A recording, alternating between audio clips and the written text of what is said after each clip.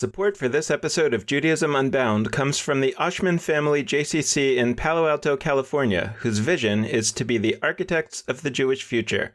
The Oshman Family JCC is an incubator for new expressions of Jewish identity. It creates innovative Jewish learning, celebrations, and arts programs that inspire personal connections to people and ideas from across the Jewish world. Learn more at www.paloaltojcc.org. This is Judaism Unbound, episode 214, Finding a Jewish Voice. Welcome back, everyone. I'm Dan Liebenson. And I'm Lex Rosberg. And we are continuing our series on the lead up to Passover, although it's also, as we all know, a new kind of time in history and Jewish history, this situation of physical distancing as a result of the COVID-19 coronavirus. So on the one hand, we want to continue with what we've always been doing here on Judaism Unbound, and we don't have to talk about the coronavirus all the time. People are doing that enough. And at the same time, we know that it's a little weird to keep going the way we've been going. And of course, a lot of our episodes that are coming up in the next couple of weeks, at least, have been recorded in advance. And so our conversation isn't necessarily exactly as relevant as it might have been in the sense that we're not talking about the coronavirus yet on these conversations. But we also think that these conversations are still extremely valuable as a way to keep on with our lives and to keep thinking about the things that we have always been saying that we need to be thinking about. And maybe they're even more relevant now that we're entering a particular time, a time perhaps of transition. I think it's really interesting to talk about this time in terms of the Exodus. I was thinking about this the other day and thinking about how in the story of the 10 plagues, the plague of the firstborn, the Jews huddled in their homes alone and afraid as they hoped that the plague would pass over their homes. But now, thanks to the internet, we're able to be huddled at home, but we're also in certain ways able to be together in a profound way, together with people who are all over the world, all over the country, maybe finding people that we have things in common with that we never would have found before because they're not in our local communities. So I think it's very possible that, just like the story of the Exodus, this plague is forcing us into a migration, right? Forcing us to leave Egypt and go into the wilderness. The wilderness is a scary place. It's a chaotic place. We don't know what's going to be on the other side. We're going to have to do a lot of new things during this period that we're in the wilderness. And it may turn out that a lot of the things that we're doing here in the wilderness are going to be valuable in a profound way once we come out of the wilderness. So we really think that a lot of the things that we've been talking about on Judaism Unbound are perhaps profoundly relevant and more relevant than we could have possibly imagined when we started doing the podcast 4 years ago. And we think that's equally true of the shows that we recorded over the last few weeks and that we're still going to be releasing. At the same time, before we jump in, we want to let you know what we're doing about the COVID-19 and the physical distancing situation. We have launched a totally new initiative called Jewish Live. You can find it on Facebook. It's a Facebook group called Jewish Live, all one word. And we have also just launched a website. It's rudimentary right now. We're going to hope to improve it over time very, very quickly. It is currently at jewishlive.org. We'll see if we can get other domain names, but right now it's jewishlive.org. And what it's supposed to be doing is creating an entry portal to live streaming experiences on the internet so that Jewish people and other people can continue to experience Jewish experiences in as rich and profound a way as we can, given the fact that most Jewish experiences that are live are canceled, and they all should be canceled. So we're going to be figuring out something new here, and we invite you to come along. Jewish Live is meant to let people know about and promote all the live streaming Jewish experiences that we can possibly find out about, including synagogue services, other kinds of services, other kinds of Jewish experiences. And in addition to that, with many, many partners from across the Jewish world, we are trying to organize the creation of our own content with a 24/7, what we're calling a Jewish Culture Festival online. We're going to try to have a bunch, or at least one, Zoom spaces that are constantly streaming to YouTube and or Facebook, in which you can go to jewishlive.org, and at any time that you're interested in having some kind of Jewish experience that feels more live, you know, it's the difference between watching a baseball game on TV and watching the TiVo baseball game 12 hours later. Even though you're watching them both on a screen, we think that there's some advantage to it being live. So if you are just in the mood for having some kind of Jewish experience live, you'll be able to go to jewishlive.org, and hopefully at all times Times, there'll be at least something playing there, and hopefully a lot of links to other things that are also playing in all kinds of places, some of which we're managing and some of which other people are managing. So this is all a work in progress. We hope that you'll send us your ideas. We hope that you'll check it out. And we hope that during this period, we're going to be able to help you continue to have a meaningful Jewish life and meaningful Jewish experiences during a period in which that would be otherwise really hard. If you're an organization out there and you want to partner with us in various ways with Jewish life, please just reach out to us at our email addresses that we always say, dan@judaismunbound.com or lex@judaismunbound.com. We'll have more to say about this initiative in the weeks ahead as it becomes clearer. We really want to thank Lippman Camphor Foundation for Living Torah for jumping in with a grant to help us get going right away. And if you're out there, whether you're a person or a funder who potentially has a very small amount of resources to throw at this project, anything is appreciated. You can give for now through the Judaism Unbound donation page at www.judaismunbound.com/donate. And that's going to support our early stage initiatives of getting Jewish Live up and running. And then we're going to set up Jewish Live as its own place that you can donate. And if you're a funder out there and you want to donate specifically to Jewish Live, just get in touch with us and we'll make sure that your funding goes to Jewish Live and not to any of our other projects. And now let's turn to our conversation for this week. As we think about the lead up to Passover, especially in this period, we think that this conversation is super relevant. We initially wanted to speak to our guest, Kristin Eriko Posner, because she was starting to get a lot of media exposure about some of the things that she was doing relating to food and creating new rituals and creating new ritual objects that were coming from a connection between her Jewish identity and her identity as a Japanese American. And we thought that was extremely intriguing in terms of the things that we talk about here on Judaism Unbound all the time, where we really embrace the idea that Judaism has always been a mixture of things that have come from all kinds of different cultures and that have been remixed with things that might have had a Jewish origin, whatever that means. Or maybe Judaism has always been a mixture of things that none of which had a Jewish origin, so to speak. And we really wanted to start to explore that, particularly in the context of Passover. And that's what we're going to do on this episode. So let me give a few words of introduction for our guest. Kristin Eriko Posner is the founder of Nourish Co., a lifestyle brand that helps multi-ethnic people and families create nourishing new rituals drawn from time-honored wisdom. She does that through her writing about her experience as a Japanese American Jew, the rituals that mark time and the cycles of our lives, and through new modern heirlooms, which she is creating and selling on her webshop. You can find Kristin online at nourish-co.com and on Instagram at @bynourishco. That's BY Nourish CO. And you can become a member of the Nourish Co community by signing up for her monthly newsletter at nourish-co.com/community. And if you subscribe, you'll receive a personal letter each month with resources and announcements.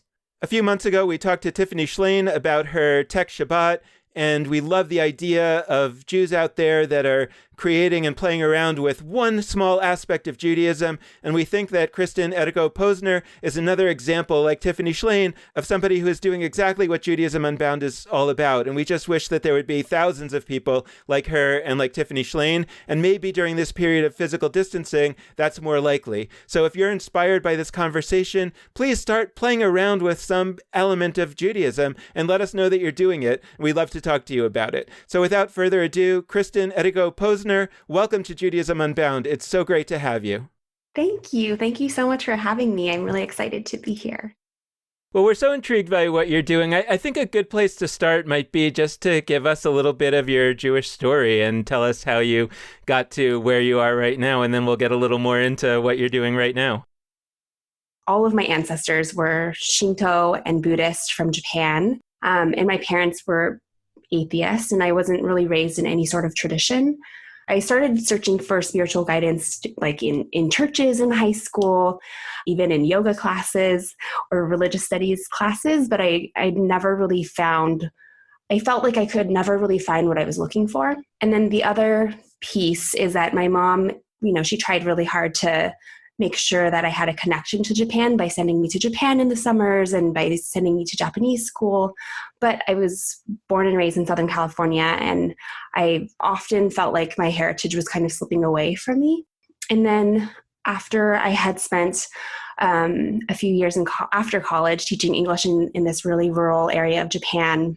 I left feeling really kind of depressed. I just had this really deep sense of grief that I went to Japan thinking I would find this part of myself, but I kind of left feeling like I didn't feel like I belonged in the US, but then I also didn't feel like I belonged in Japan. So fast forward a few years, I met my very, very secular Ashkenazi husband, Brian, in San Francisco. And because he's so secular and his family is very secular, I really felt that there's a part of me that felt like my own heritage was slipping away. And I kind of saw that in him. And so if we were going to pass down our Jewish and Japanese American cultures to our future children one day, I really felt like it was going to be up to me to do that. We started taking classes and I totally fell in love with Judaism, just its traditions, its rituals, all of these things that I felt like were in place to support us during both difficult times and celebratory times. And I found that sense of belonging like really unexpectedly in Judaism. I still don't know how to really explain it in words, but I really feel in my bones that I was there at Sinai. So then I had another identity crisis. And I really worried that by converting, I would lose parts of my Japanese American heritage that already felt like they were slipping away from me.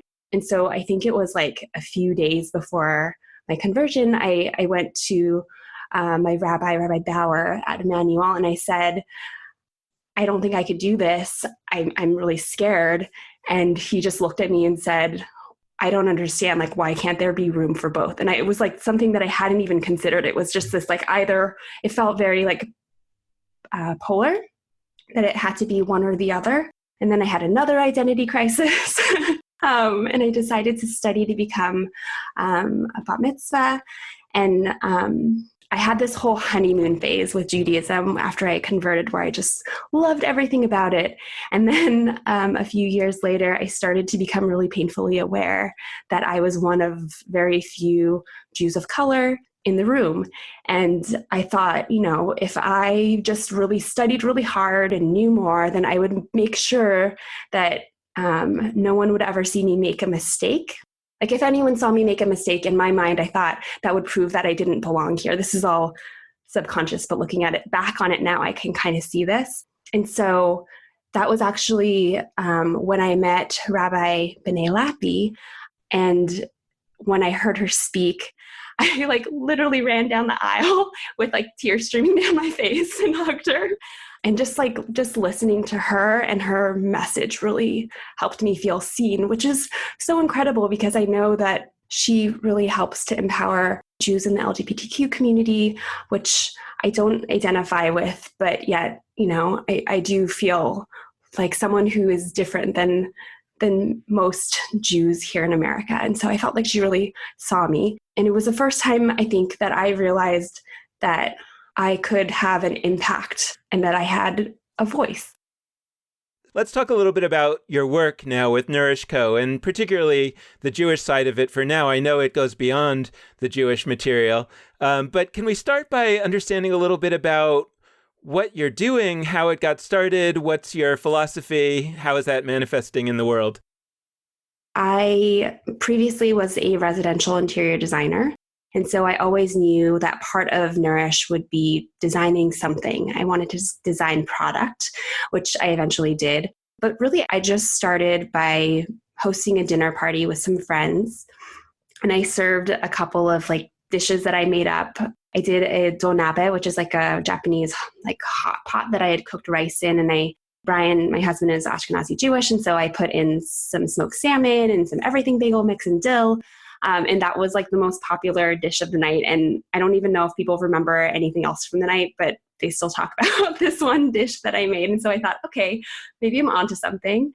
And then when we were getting married, I was looking online for examples of other Japanese and Jewish weddings when we were planning. And I couldn't really find anything that really resonated with me. And I'm a pretty shy, introverted person. And so to post about my wedding is just not something I would have done if I didn't have this bigger reason. But I talked to Smashing the Glass, and they were really interested in writing about my wedding. And so I did a post for them and talked about how, our Japanese and Jewish wedding, just in hopes that other people would see it and maybe get some ideas.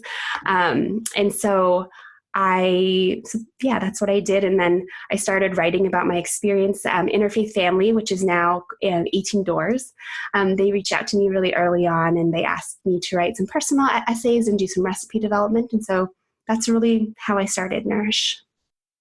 I think throughout this episode, we're going to be doing a fun little game of hopscotch or something metaphoric. We're going to be jumping between your work with Nourish Co. and you as Kristin. And so I want to get more a little bit on the you side now. You talked about your fear of being seen as like this zealous convert. Mm-hmm. And I want to talk through that because I suspect that there are people listening who have converted to Judaism who feel similarly or complicated or a set of feelings about that. And I've been thinking about this a lot lately because I've been watching the show Marvelous Mrs. Maisel. Yes, I have thoughts about that. Yeah, so that's I was hopeful that you would have some thoughts there. There's a character on the show, Astrid, who really thoroughly is the stereotype of zealous convert to Judaism.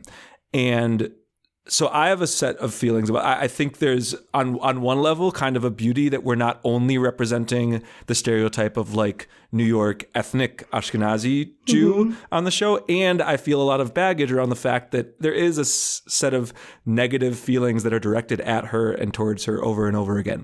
But so what was it about this stereotype that came front of mind for you as you were converting to Judaism and afterwards? It's a great question. It's a great question also because I hear from so many people who have converted to Judaism, and it's always so wonderful because I think that, in our tradition, we don't really, I actually feel like not a lot of people know this.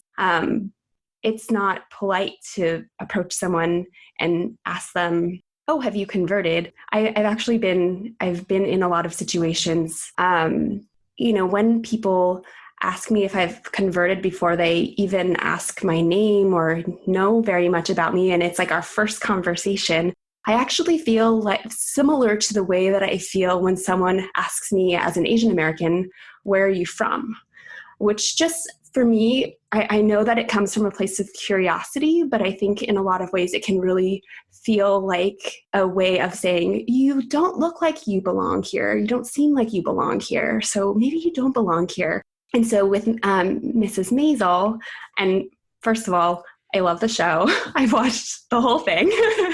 And the character of Astrid really got under my skin a little bit because there is this stereotype, I feel like, in Judaism of the overzealous convert. And I don't know if, I think that, when you're in a big family, people like to tease, which I think is part of it. There's like a little teasing and humor behind it. But I also think like teasing can also be sort of a cowardly way to say how you really feel that you wouldn't say otherwise if you couldn't like make it a joke.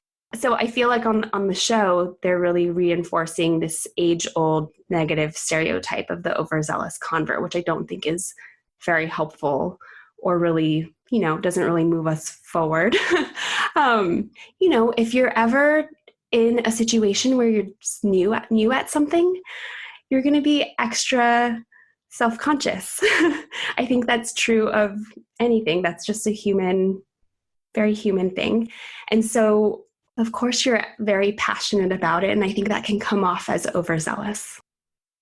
I think that years ago, I had that stereotype, right? The notion that converts would be most likely to be overzealous because otherwise why would they have converted to Judaism? They must really like it. And as a person who's kind of disgruntled with Judaism a lot of the time, I'm like, well, I guess those aren't going to be my people.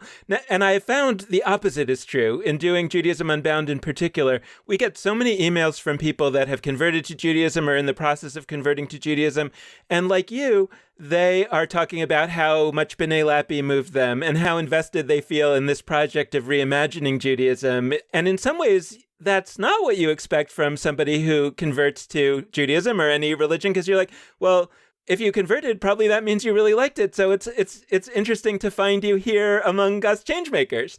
And so I would love it if you could give a little bit of explanation about that.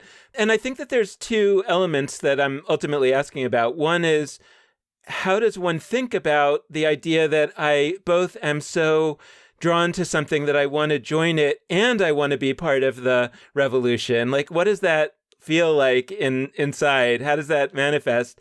And also, I have an impulse that I think has been borne out through this podcast, that one thing that people who didn't grow up Jewish or didn't grow up very connected, maybe they were Jewish, but they didn't grow up very connected to Jewish community or Jewish practice, that one thing that they're really bringing to the table is an ability to kind of look at the whole world of Judaism without the kind of sentimental notions that say we have to do everything because I grew up doing everything. And they're both better at helping identify what's the stuff that's still really, really good. And they're also really helpful in identifying, you know what, this stuff, maybe not so much. You know, don't worry about leaving this piece behind because, you know, it actually, from objectively, not that great.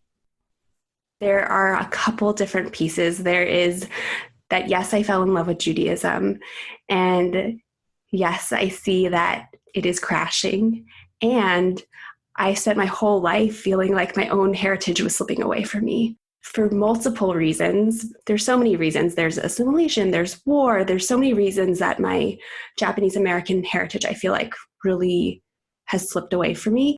I've seen the kind of the damage that can do, because I really feel like our rituals are what our ancestors used across time to heal and to celebrate, and being able to do those things is so important, especially now when we're moving so quickly. It's a hard question for me because it's like not something I ever really think about consciously. Like, I have an important role to play in Judaism and kind of reimagining in Judaism, even as Rabbi Lappy would say, that Judaism that I reimagine or that my children reimagine might not look anything like our Judaism today.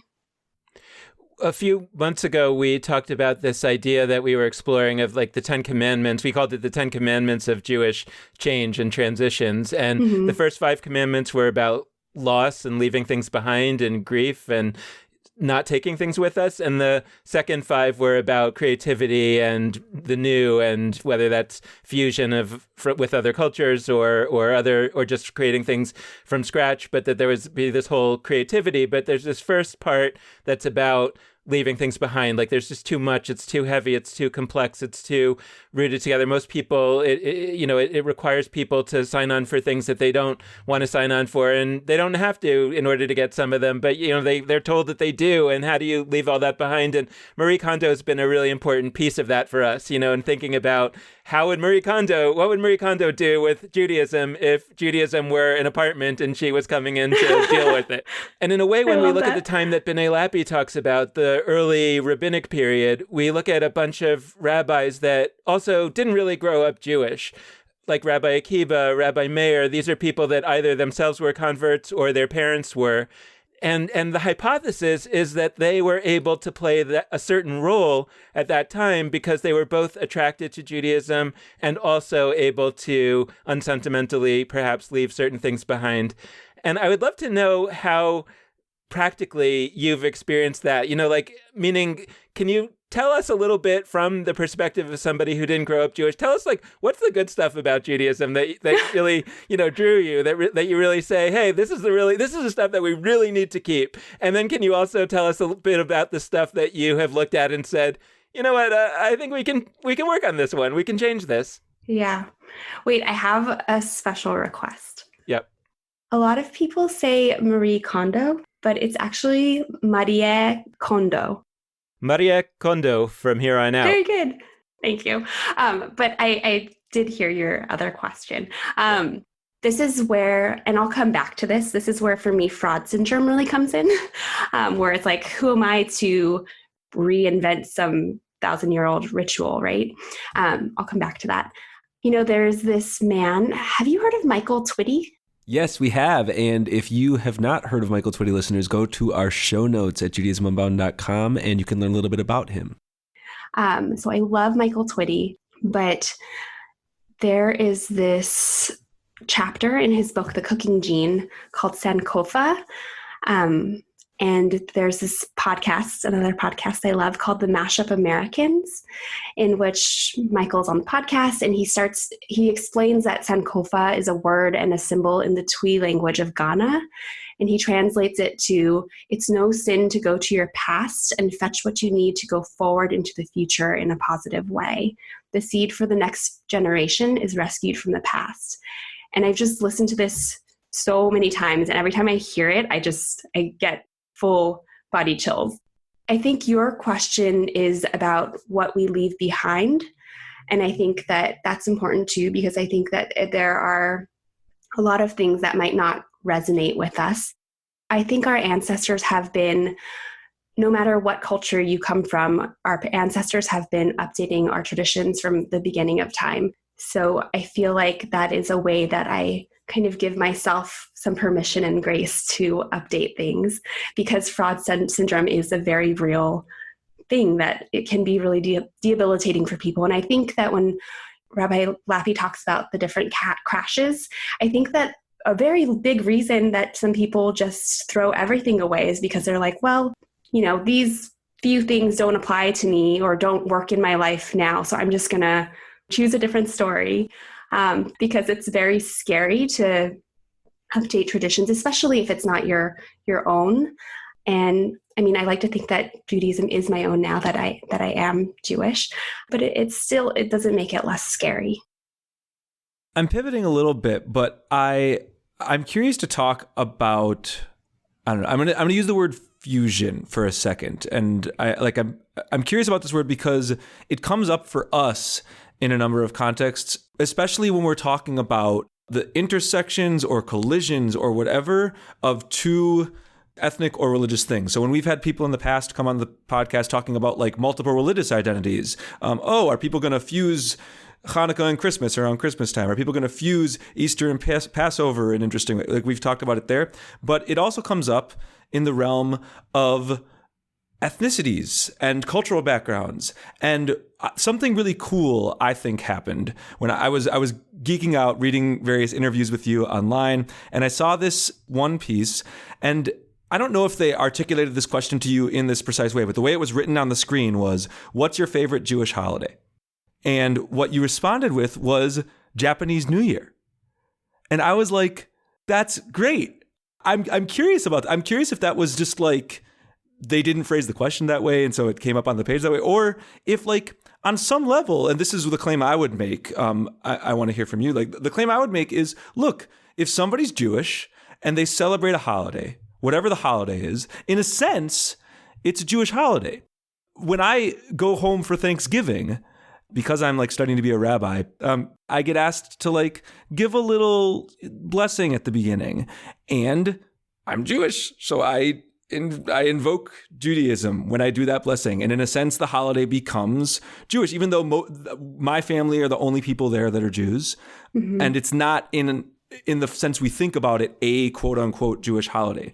But so I'd love to hear from you about that. And it's not really just about the holidays, right? So like, I am curious if you think about something like Japanese New Year through a Jewish lens, but also more generally, just you've done really cool work and literal like ritual objects. Like you've blurred the lines, and it's not a real line, by the way. Like you've blurred the line between things that we classify in our heads as Jewish and things that we classify in our heads as Japanese. So I'd love to hear like what your thinking is behind that, and if you're making a bigger claim or crafting a different kind of Jewish world in the very creation of those kinds of objects.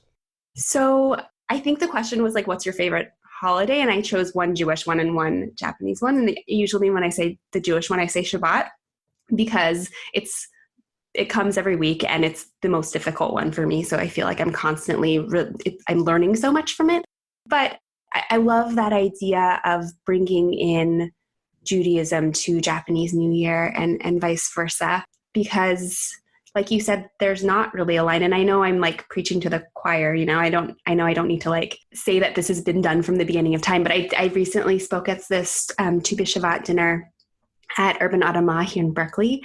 And I talked about, there's a part of, I had each person chose a specific species to speak about or to present about. And I chose barley, and I talked about the story of Ruth. And, Ruth, she's like the most famous convert, air quotes, right? And yet it was from her that King David descended. And similar to I just contributed to this cookbook called Feeding the Women of the Bible, with Jewish Food Hero. And my character that I was assigned, my archetype character, female biblical heroine that I was assigned was Zipporah, who I didn't actually realize this, but she was married to Moses. And so Moses who saved the Jewish people. And so I think about how it's so interesting because a lot of people have reached out to me asking if I will develop a recipe that is Japanese and Jewish. And in some ways, I feel like it's something that people are really intrigued by and curious about, and that's wonderful. And at the same time, I don't actually feel like it's that unique or that different than what people have been doing from the beginning of time. Can we jump into this a little more deeply? Because as you've been talking, I've been thinking about this new line of, I don't know what we would call them, products that you recently put out. And just to describe them, we'll have links to the show notes, but specifically right now, there are 3 items. One is a challah cover, and then there's what you call a ritual cup. Am I pronouncing this right? Kintsugi?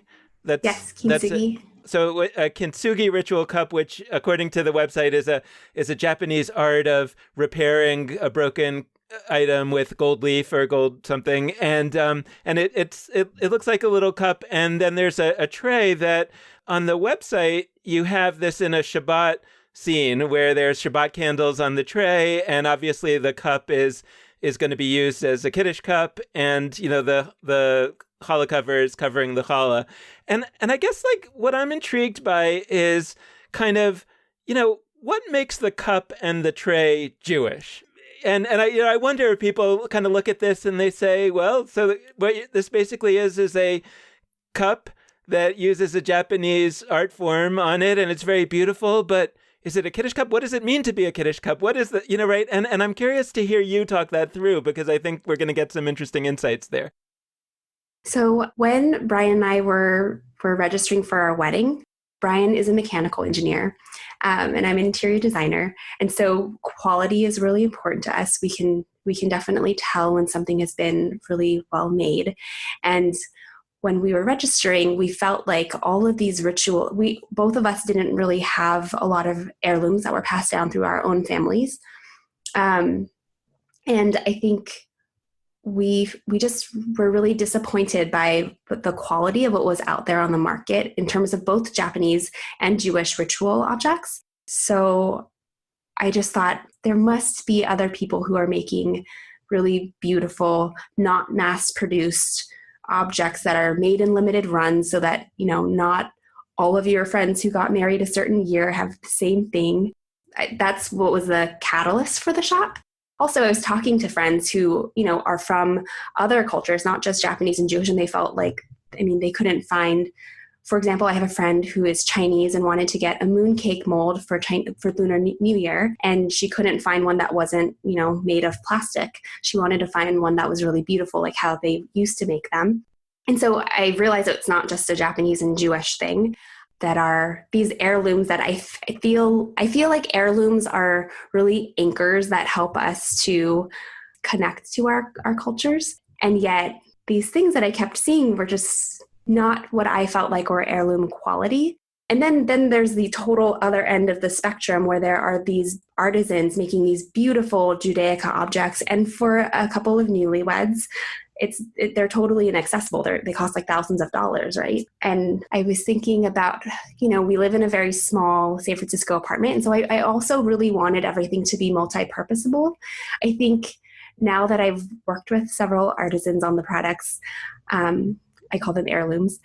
I think the biggest compliment for any artisan is if their works of art that they've made by hand are being used every day or at least regularly. that's the reason why I wanted everything to be multi-purposable and not so specifically Jewish. And after Japanese New Year, I got this email from someone. He had purchased the candlestick tray I donated a tray to an organization called Japanese Americans for Justice, who was doing an online auction. And I thought hopefully it makes them a little extra money. We'll see.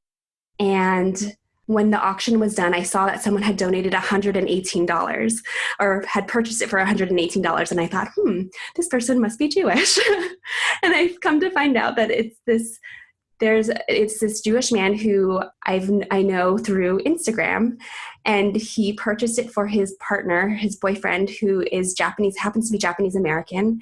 And he sent me this email with a photo of his boyfriend's beautiful Japanese meal for Japanese New Year. And then there's this ritual object in Japan called kagami mochi. It's like a tiered mochi.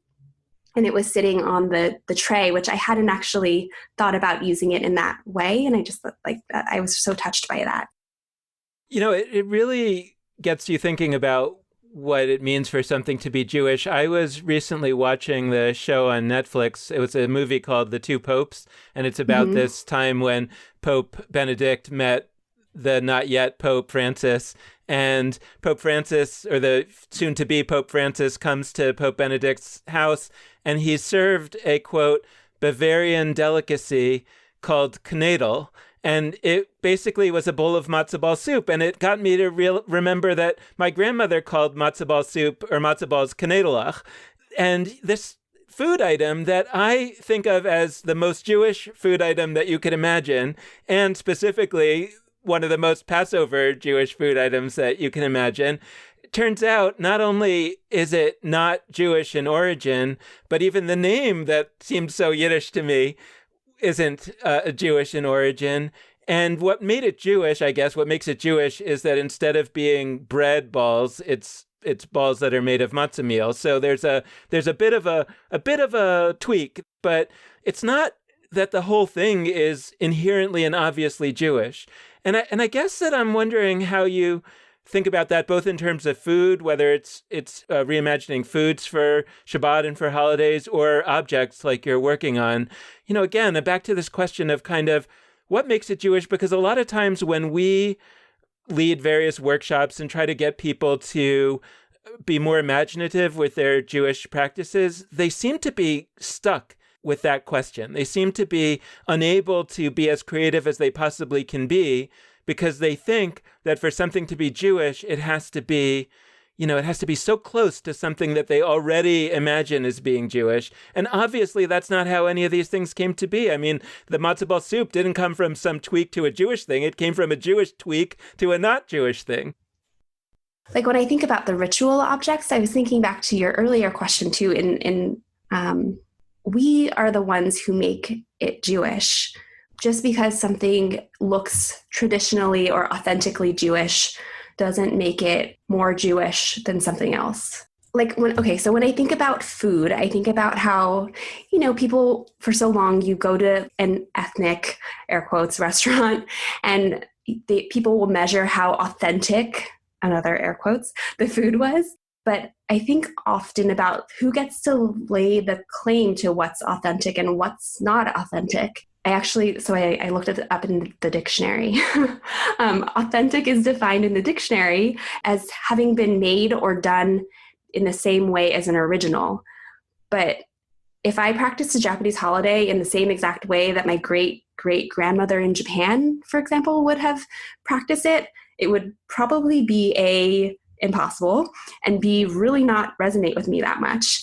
And so, Japanese Americans here, for example, all have very different ways of celebrating Japanese New Year based on how their families came here, where in the US they live, if they lived somewhere else before. So, if I were to go to a Japanese New Year party and it was really different than how my family celebrates it, just as if I were to go to a Jewish Seder and it was really different than the way my family does a Seder, I would never say to anyone, what you're doing is inauthentic. I think that every family and person has a totally different way of celebrating the objects that they fill their home with, the food that they eat. the holiday, the ritual, it's all very different based on the story of their family. I love that authenticity thread. It so resonates for me. And I think that just in general, like, hey, listeners, let's all talk about hashtag authenticity a little less. Yes. like we do a lot of this. Like, this is the real way to do it. This is the right way. Every year I get messages from people around Hanukkah time, like, do I put the candle on this side? Do I start lighting from this candle to that candle, or the other way around? Am I supposed to put it in my window or in the room, or like, what do I? And it's like, guys, it's a beautiful ritual that celebrates light in the midst of darkness, that marks a story, that is a way to spend time with family, that has some blessings associated with it. Do the thing. Enjoy it. Yeah. Make your own way to do it. The authenticity baggage weighs us down constantly, and it takes away from the joy sometimes. So I really appreciate that. I wanna tie it back to Passover a little bit for a few reasons. One, I think that we do a better job of this on Passover than we do for many other holidays in terms of allowing different kinds of rituals to count as authentic. And we've been talking about this throughout this unit. Like, it is normal at this point to have Haggadahs with all sorts of different themes and tying to different contemporary and historic oppressions and bringing in all sorts of conversations. And like, there are a lot of people who are resistant to changes in other holidays that are like really open to, let's do an alternate song. Let's do an alternate ritual here in Passover. I'm curious to hear from you. I learned and saw that you've been involved with creating a racial justice Seder, which I think is really important generally to talk about, but I'd also love to hear just how that relates to the threads we've talked about so far. But more than that, like, I'm interested if you have woven in Japanese parts of your family into the foods of the Seder, into those pieces. Because like Dan said with the matzo ball soup, I mean, so many of the things we think are Passover Seder things are really just East European things that we threw in there at some point.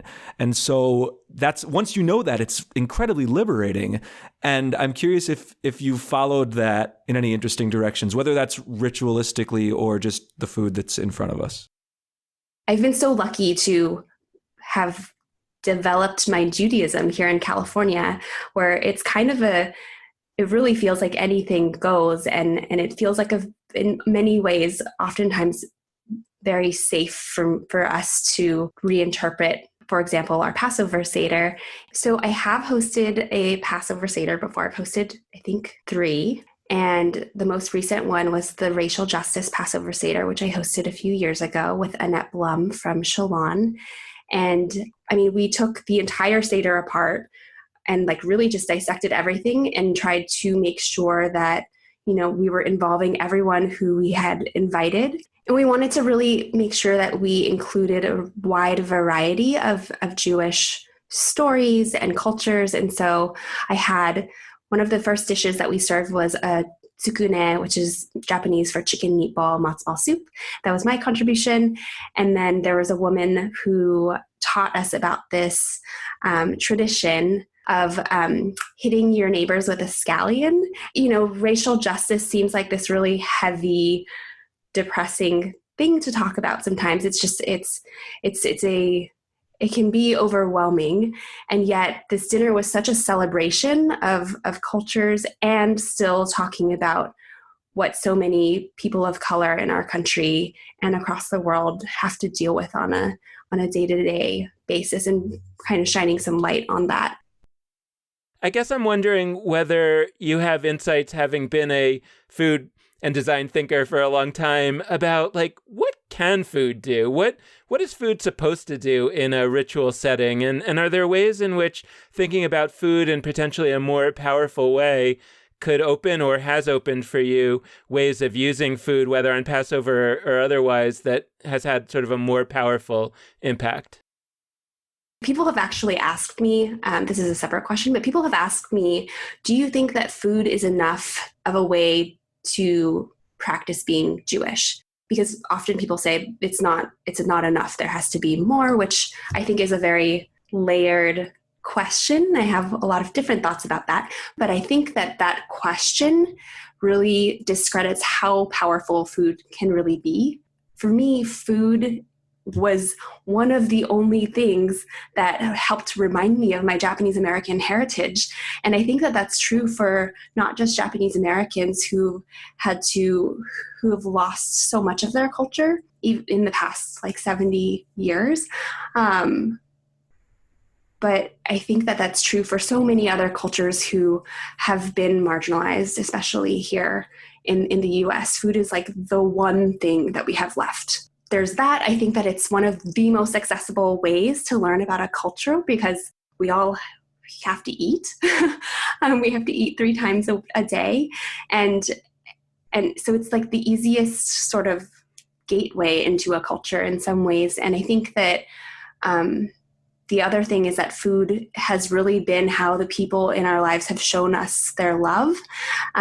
Just going back to the Japanese American thread, my dad grew up during a time when it wasn't really accepted to be really proudly Japanese American. So for me, I feel like making a Japanese dish that his mom or like my grandmother made for him is really an act of cultural preservation and reclamation, even if that dish isn't made with the exact same ingredients that she would have made it with, right?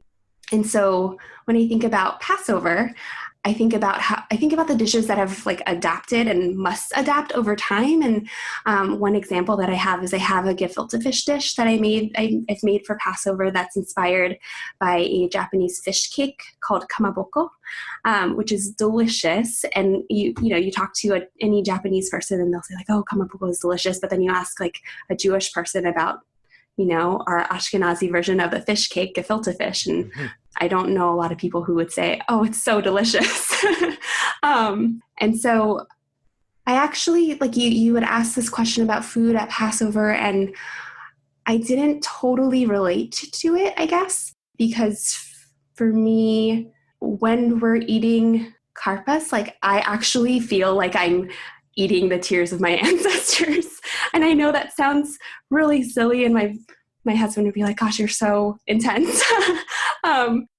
For someone who is new to Judaism, I actually do feel that. And I think that it's so amazing to me that tradition has persevered over all of these years, and that someone like me would feel like that is still really powerful. Karpas in specific just brings together this conversation. It's the perfect note to come towards the end. Karpas is a Greek word. It's literally a Greek word that is now also a Hebrew word that we use in a Jewish context. And if you said to somebody karpas, like it feels Jewish, right. but it's a Greek word. Like it's clearly a Greek loan word that became Jewish because we did it Jewishly enough. It calls back to a lot of things we've talked about. Yeah, afikomen, also the dessert at the end. Like that's also a Greek word.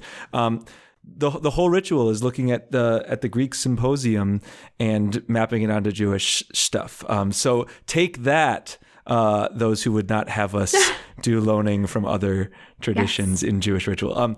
Anyway, I guess just as a kind of closing note related to that, maybe it's something you've already done. Maybe it's something you're playing around with for this year's Passover. What's something that you have done or that you would encourage people to do in their Passover rituals that could enrich their experience? One really beautiful thing about our family's Passover Seder is it's actually family and family friends. So it's a big group, and it's very, there's so many different generations present at the table. And there's this woman who makes this really incredible matzo ball soup that is just, it's the best matzo ball soup I've ever had. It's so good. And one year, I think I was in the San Francisco Chronicle, and I was talking about my Japanese take on matzo ball soup. That's tsukine, the chicken meatball matzo ball soup that I mentioned earlier. And so somebody who goes to the Seder saw it, and I think maybe it was even the host, and they said, could you make it this year? And I felt so bad because I didn't want to take the place of this other person and this beautiful recipe that I personally really love too. And so I said, I would love to make this dish, but I also want this person to also make her dish so that we could have both. I'm talking in terms of food, but when you're updating something, I don't think you have to get rid of one thing and replace it with another thing. I think that you can have both of those things, or you can replace it with a new thing and then come back to the old thing the next year. I don't think anything has to be so rigid. Maybe that's all I'll say. So I hope this is an interesting way to close. I've been thinking about what B'nai Lappi calls option 3 after the crash, or what Yitz Greenberg we've had on the show calls the third era of Judaism, and a next era of Judaism. And if we think back to the previous next era of Judaism, the beginnings of rabbinical Judaism, there was this period where there were not really organizations, there weren't funders, there was no notion of bigness, that we kind of need this era of smallness, in this era where it's just people doing stuff. And I'm very intrigued by the idea that you've had all these experiences that we've discussed, and in a sense, your solution, such as it is, or what you're doing to move forward, is you're just doing things yourself, and you're creating, a company. Maybe you'll have more employees or whatever, but you're just kind of going forward and doing a thing.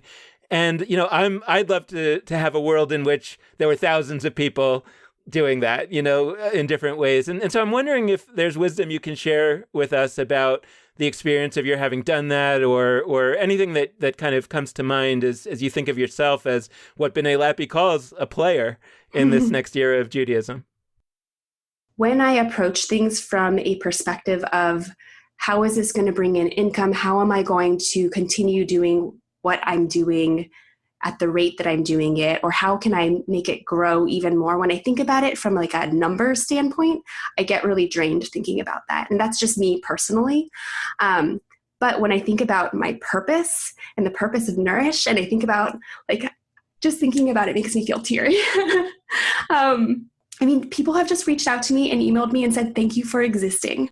And I know how that feels because I remember when I first heard about Rabbi Angela Buchdahl in New York. She's one of the first Asian American women to be ordained as a cantor and a rabbi. And I felt that way when I learned about her story. And so to think that I'm doing that for other people just is so amazing and so energizing. And it just helps me. That is what helps me move forward every day. And so, like you said, Dan, there's this, I wouldn't call it smallness, because it's actually, to me, it feels very big, but small in the sense that it's, I don't know if this is the right word, but almost more grassroots, not coming from really large organizations and funders and philanthropists. I think that it's really important to remember what your purpose is. That is what's going to give you the most impact in the long term. Thank you so much for joining us. This has been a fantastic conversation. Thank you. And thanks, of course, to all of you out there listening. We hope you've enjoyed this episode, and we hope that you'll tune in again in the future. Before we close out with all the different ways that you can contact us, we want to give another shout out to Jewish Live. Jewish Live, our brand new resource, our digital hub for all of the various live stream modalities that are being created Jewishly online. We've got our Facebook page currently, and we've also got our website that we are rolling out as we go, as Dan mentioned at the top. So stay tuned, literally be tuning in to the various digital events that we'll have offered for you and that other organizations are offering that we are curating. So keep your eyes on that. The Facebook group is Jewish Live and the website is jewishlive.org. Now for all the ways that you can be in touch with us with questions, comments, etc. about this episode or any others. First, there's our Facebook page, Judaism Unbound. Second, there's our Twitter feed at Judaism Unbound. Third, there's our website, judaismunbound.com. And last but not least, there are our email inboxes, dan@judaismunbound.com and lex@judaismunbound.com. We really love hearing from all of you. The last request we'd like to make is that we really do appreciate any amount of financial donation that you can send our way, and you can do that at judaismunbound.com/donate. So thanks so much for listening, and with that, this has been Judaism Unbound.